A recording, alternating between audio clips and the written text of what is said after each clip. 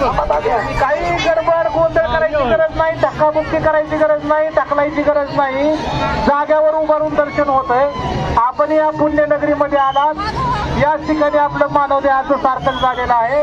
पालखीला स्पर्श करूनच दर्शन घ्यावं असा अट्टहास नसावा. कृपया सर्वांना विनंती आहे. पालखी आमराईमध्ये 5 दिवस मुक्कामी आहे, त्यामुळं आपण शिस्तीत त्या ठिकाणी मनोभावे दर्शन घेऊ शकताय. त्यामुळं आता फक्त 5 चुन्याचे कडे अर्पण करून, पुष्प अर्पण करून दर्शन घ्यावं. कुणी नैवेद्य किंवा इतर पदार्थ पालखीवरती फेकून मारू नये, त्याचं पावित्र्य राखलं जात नाहीये. पायाखाली नैवेद्य तुडवला चाललाय.